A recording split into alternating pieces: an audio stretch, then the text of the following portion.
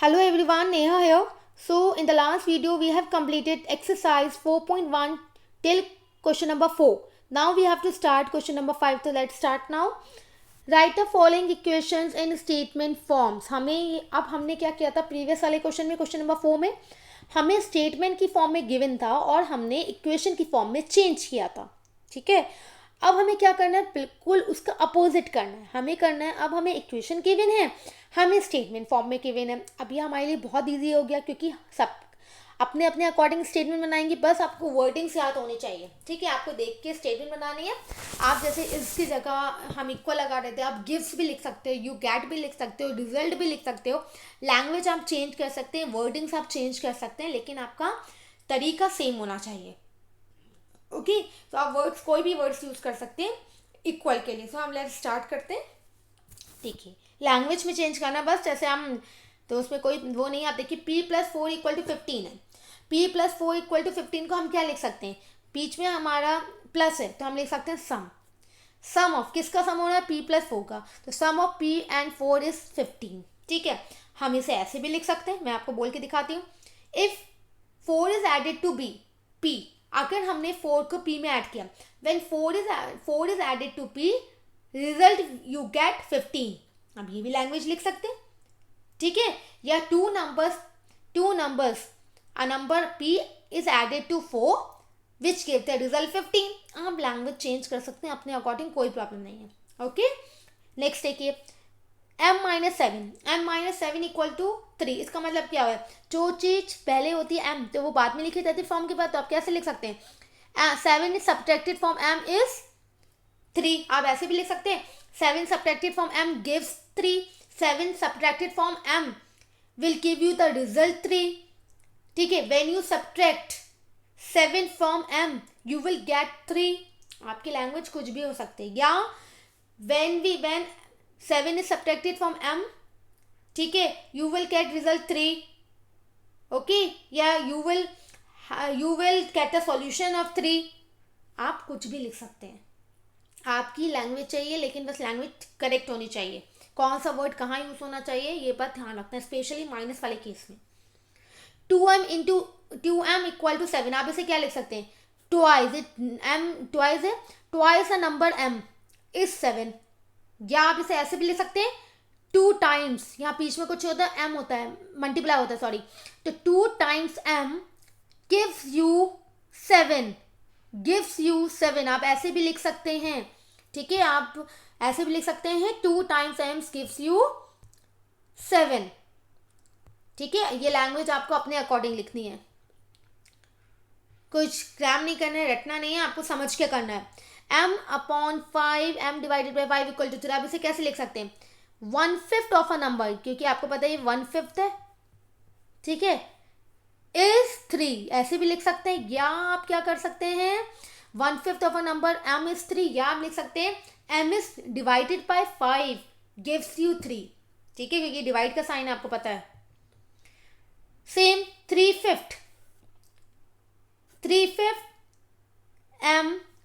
3/5 of a number m is 5, sorry 6 है. तो 3/5 of a number m is 6. आप ऐसे भी लिख सकते हैं. और आप क्या लिख सकते हैं, पहले 3m है तो आप लिख सकते हैं 3 टाइम्स अ नंबर m, फिर क्या किया, डिवाइड किया, divided by 5 gives you the result 6. Okay, अब देखिए 6th पार्ट.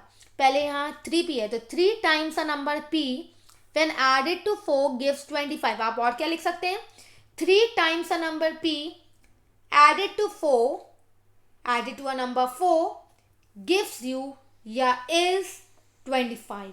या रिजल्ट यू गेट 25. आप कोई भी वर्ड यूज कर सकते हैं.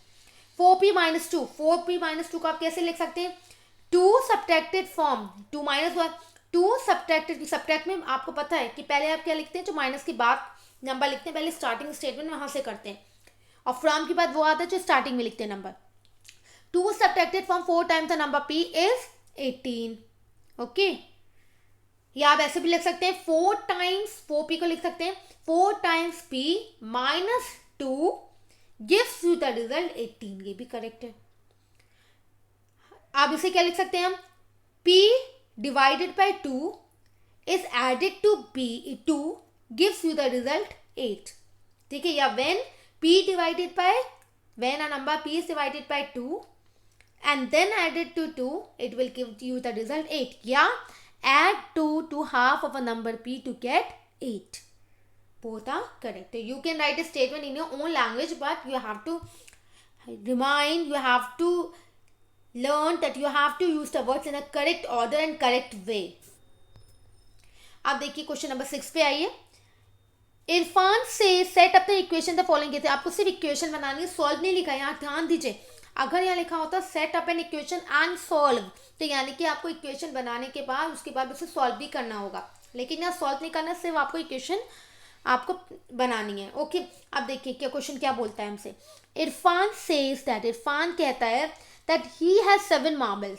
इरफान कह रहे हैं कि उसके पास 7 मार्बल्स, मोर देन 7 मार्बल्स ज़्यादा हैं. 5 times the marble permit has. उसके पास, इरफान के पास 7 मार्बल्स ज़्यादा हैं परमिट से, यानी कि 7 marbles more than 5 times the marble permit has. ठीक है, परमिट के पास जितने मार्बल्स उसके 5 टाइम में 7 ज़्यादा हैं. ठीक है, इरफान हैज़ 37 मार्बल. इरफान के पास 37 मार्बल्स हैं. एम आपको लेना है परमिट के मार्बल्स. देखिए, सबसे पहले हम फर्स्ट स्टेटमेंट को सॉल्व करते हैं. ठीक है, फर्स्ट स्टेटमेंट कह रहा है, पहले हमें पता है परमिट के पास नहीं है. परमिट के पास हमने क्या ले लिया, हमने मार्बल ले लिया, हमारे परमिट के पास मार्बल एम हो गया. करेक्ट. ओके, अब इरफान की बात है. इरफान के पास कितने, ध्यान देना, 7 मार्बल्स मोर, 7 मार्बल्स आता है. तो इतना तो समझ में आ गया कि 7 प्लस 7 तो आने ही आना है. 5 टाइम्स द मार्बल. अब 5 टाइम्स लिखा है तो टाइम्स में 5 टाइम्स में आप क्या लगाते हैं, इनटू. ठीक है, 5 टाइम्स द मार्बल परमिट है. अब उसका 5 गुना जो परमिट, तो परमिट के बाद क्या, एम, तो 5m प्लस 7. इतना समझ आया आपको, इक्वेशन बनानी आ गई. अब देखिए, आप कह रहे हैं इरफान है 37 मार्बल. इरफान के पास 37 मार्बल, यानी कि इरफान की वैल्यू गिवन है, इरफान की वैल्यू गिवन है.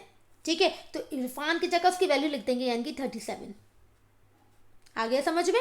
और ये 5 ये ऐसे कॉपी कर देंगे, तो हमारी इक्वेशन बन गई 37 इक्वल टू 5m प्लस 7. तो यानी कि 5m प्लस 7 इक्वल टू 37. ठीक है, अब ये मत सोचिएगा यहाँ तो ये लेफ्ट हैंड साइड में या राइट हैंड साइड में, आप पोजीशन चेंज कर सकते हैं. लेकिन पोजीशन चेंज कर ऐसा कर, ये मैं यहाँ मेरा ये लेफ्ट हैंड साइड में, राइट हैंड साइड में, यहाँ ये लेफ्ट हैंड साइड में, राइट हैंड साइड में, ऐसे पोजीशन हम चेंज कर सकते हैं क्योंकि इक्वल है. ठीक है, हम क्योंकि उसे ट्रांसपोज नहीं कर रहे, उसकी टर्म्स को अलग नहीं कर रहे, हम पूरी वैल्यू को बस हमने उनकी साइड चेंज कर दी, तो हम कर सकते हैं. मे बी आपको समझ में आ गया होगा. अब देखिए हम सेकेंड पार्ट करते हैं. सेकेंड पार्ट हमसे कह रहा है Lakshmi father is 49 years old. ठीक है, लक्ष्मी के फादर 49 ईयर्स ओल्ड है. चलिए हमने ये सीख लिया कि लक्ष्मी के फादर 49 है. ठीक है, ओके, हमें एक बात पता चल गई. ही का मतलब फादर के लिए कहा होगा. ठीक है, फादर के लिए ही कहा होगा. इज का मतलब इक्वल. 4 ईयर ओल्डर, ओल्डर बोला 4 ईयर ओल्डर, यानी कि प्लस आएगा. ठीक है, यंगर तो नहीं बोला जो माइनस आएगा, ओल्डर बोला है, तो इतना समझ में आ गया कि +4 तो आना ही आना है. चलिए, 4 ईयर्स ओल्डर, देन 3 टाइम्स यानी कि टाइम्स में क्या होता है, इनटू. 3 टाइम्स लक्ष्मी एज, तो हमें लक्ष्मी की एज नहीं पता, यानी कि लक्ष्मी की एज हमें वेरिएबल लेनी पड़ेगी. क्वेश्चन में गिवन है कि वेरिएबल आपको लेना है लक्ष्मी की एज को y. अगर आपको क्वेश्चन में मेंशन नहीं होगा तो आप कोई भी वेरिएबल ले सकते हैं. ठीक है, तो यहाँ गिवन है, लेकिन अगर गिवन है आपको वही वेरिएबल यूज करना है, y. इनकी लक्ष्मी की एज को हमने y ले लिया, बन गई इक्वेशन. अब मैंने बोला था वैल्यूज लगाते हैं, left hand side right hand side में हमारी एक्सप्रेशन होते हैं. अब यहाँ देखिए फादर की वैल्यू ऑलरेडी गिवन है पहले 49, तो फादर की जगह 49 लिखते हैं. 3y प्लस का 4, बन गई इक्वेशन. ओके, अच्छा यहाँ पे आप देखेंगे, यहाँ पे आपका d यूज है ना, यहाँ आप d नहीं लेंगे, आप करेक्ट कर लेना, ये आपका 3y है, यानी कि आपका ये 3y प्लस 4 इक्वल टू 49 है. ठीक है, आप इसे करेक्ट कर लेना. चलिए, अब आते हैं हम थर्ड पार्ट पे. थर्ड पार्ट हमारा क्या कह रहा है, थर्ड कह रहा है the the teacher tells the class, teacher ने क्लास से कहा, that the highest marks obtained by the student in her classes, क्या बोला स्टूडेंट टीचर ने क्लास से कि आप पहले से मिस्टेक मत कर देना. The teacher tells the class that the highest marks obtained by a student in her class, जो सबसे ज़्यादा मार्क्स हैं जो बच्चे ने स्कोर किया है, एक स्टूडेंट ने स्कोर किया उनके क्लास में, हाईएस्ट मार्क्स यानी कि एच. ठीक है, एच उन्होंने एच बोला, मैं यहाँ लिखती हूँ आपको समझ में आ जाए एच. ठीक है, इज, इसका मतलब इक्वल, ट्वाइस, ट्वाइस आ गया भाई. द लोएस्ट मार्क, तो गुना है लोएस्ट, तो लोएस्ट मार्क्स कितने हमें नहीं पता, हमने ले लिया, हमें क्वेश्चन में गिवन है एल लीजिए, हमने एल ले लिया भाई. ठीक है, एल ले लिया.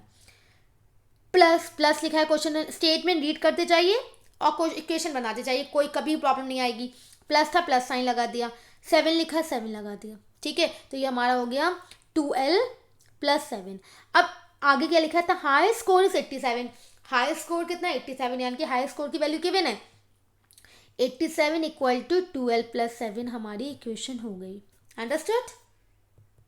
कुछ नहीं करना है, बस आपको देखते रहना है इक्वेशन, आपको स्टेटमेंट रीड करनी है और इक्वेशन बना आपको फॉर्म करनी है. 4 देखिए, इन आइसोसेलेस ट्रायंगल, आइसोसेलेस ट्रायंगल आपको पता है आइसोसेलेस ट्रायंगल कैसा होता है, एक वर्टेक्स एंगल है, 2 बेस एंगल है, और अगर सामने की 2 बेस एंगल इक्वल हो गए, है ना. ओके, यानी और आपको पता है अगर ये बेस एंगल को हमने बी ले लिया तो वर्टेक्स एंगल क्या होगा, वर्टेक्स एंगल क्या होगा, ये हमारा, अगर ये आपको हमने ये वाला एंगल इक्वल ले लिया, ठीक है, बेस एंगल हमने इक्वल ले लिया, क्योंकि आपको पता है आइसोसेलेस ट्रायंगल में जब 2 साइड्स इक्वल होती हैं तो उनके सामने वाले 2 एंगल भी इक्वल होते हैं. करेक्ट. चलिए अब क्या कहते हैं सुनते हैं. अब भी कह रहे हैं in an isosceles triangle the vertex angle, जो वर्टेक्स एंगल है, वर्टेक्स एंगल यानी कि ऊपर वाला वर्टेक्स एंगल. ठीक है, वर्टेक्स एंगल इज, इसका मतलब इक्वल, ट्वाइस, ट्वाइस का मतलब 2, ईदर बेस एंगल, डबल है वो बेस एंगल, कोई भी एक बेस, और बेस एंगल क्या है ना, बी लो, तो यानी कि 2B, यानी कि वर्टेक्स एंगल हमारा 2B हो गया. अब समझ आ गया 2P कैसे आया.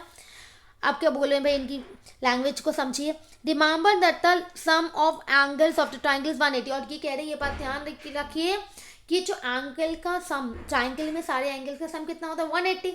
ठीक है, होता है. आप कह रहे हैं चलो हम इक्वेशन बनाओ, तो आपका देखिए इक्वेशन की वर्टेक्स एंगल तो आपका 2B आ गया. ठीक है, ट्रायंगल में क्या होता है, सारे एंगल 180 के इक्वल होते हैं, यानी कि 2B + B + B = 180. तो ये कितना हो गया जरा देखिए अब, 2B BB 2 3 4, यानी कि 4B = 180, यानी कि 4B = 180 था इक्वेशन.